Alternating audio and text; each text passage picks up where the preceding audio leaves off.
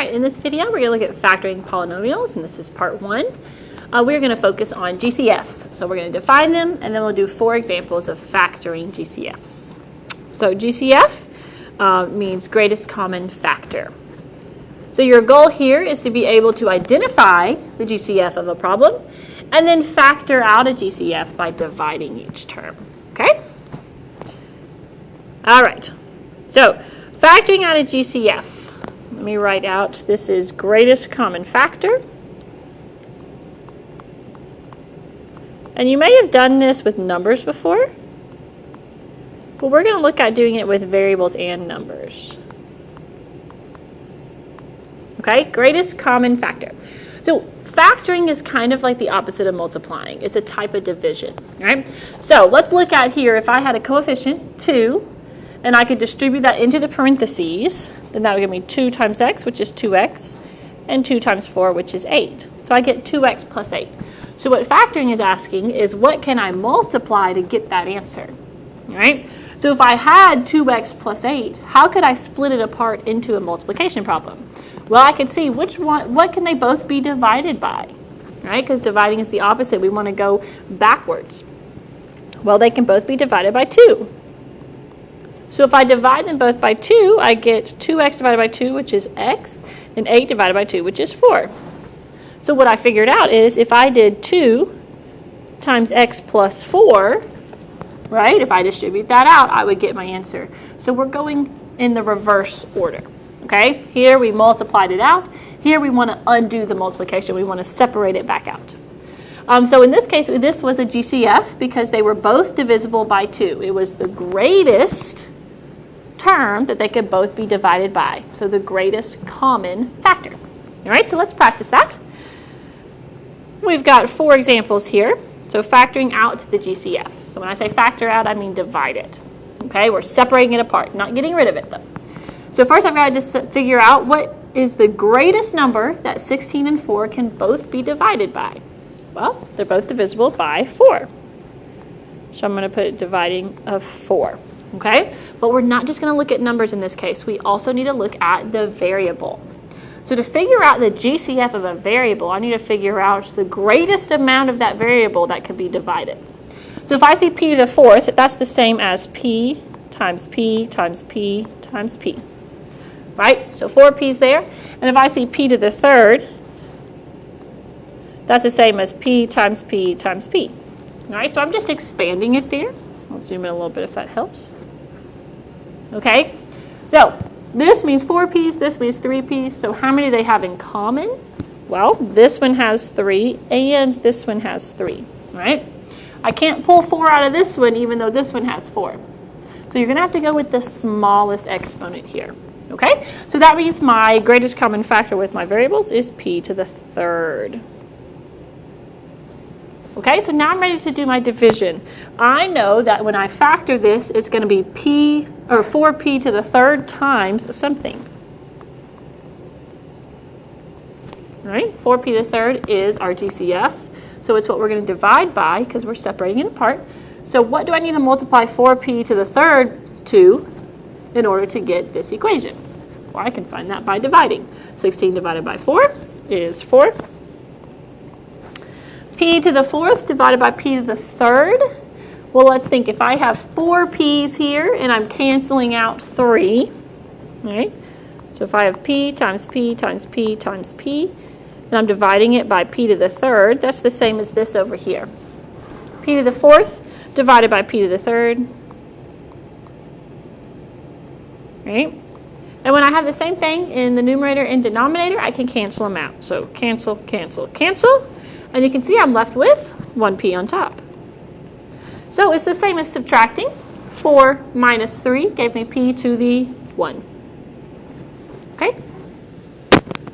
All right. So another thing you can do is, since we already have it written out here, is if you say I'm dividing by p to the 3rd, I can just cross out 3 p's and see that I have 1 left. So that should be a 4p. And then over here, 4 divided by 4 is 1. P to the 3rd divided by p to the 3rd. Well, if I'm dividing 3 by 3, right, those 3 are canceling out, so I'm left with no more p's, just a 1. You can always check your answer by multiplying it back out. If I multiply this out, I should get my original problem. And there we go. I have factored out my GCF. So my GCF was 4p to the third. But this is my factored answer. Okay? Let's try it again over here. 9x plus 36. What is my GCF?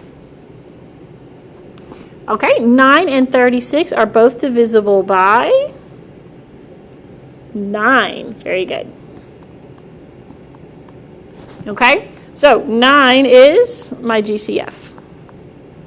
So if I say, what is the GCF? You would say 9. If I say find or factor out the GCF, that's when you'd write this final answer. So I'm going to have my GCF first. And now I do my division to figure out what goes in the parentheses. So 9x divided by 9 gives me 9 over 9 is just 1. So it is just x. And then 36 divided by 9 is 4. Again, you can check your answer by multiplying it back out, and you'll see we would get our original. So we are done. Let's look at the last two examples here. Okay, what do you think the GCF is of negative 6r to the 5th minus 6r to the 4th? Okay, if we look at our negative 6 and our negative 6, our GCF is negative 6. Now let's look at our r's. If I have 5 r's here and 4 r's here, how many do they have in common? If you need to write it out, you can. If you don't need to write it out, then that's fine too. 1, 2, 3, 4, 5, and then over here I had 4. So you can see we can circle 4 here and circle 4 here. So that would be an r to the 4th. Okay, so now that we know what our GCF is, let's do our division and find our factors. So I'm going to write my GCF first, negative 6r to the 4th. That's what I'm dividing by. And now I'm going to do my division. Negative 6 divided by negative 6 is 1. R to the 5th divided by r to the 4th. Remember, we're just subtracting 5 minus 4. Be r to the 1. Right? You could cancel out your 4 r's. You'd be left with 1. And moving on, negative 6 divided by negative 6 is a positive 1. And r to the 4th divided by r to the 4th, when it's exactly the same, it's going to cancel out to 1, which we already have our 1 written. I'm going to rewrite this because we don't need the 1's there. So negative 6r to the 4th times r plus 1. You can multiply back out and see that it's the original. So what I want you to see here is you have two factors. Negative 6r to the 4th is one factor.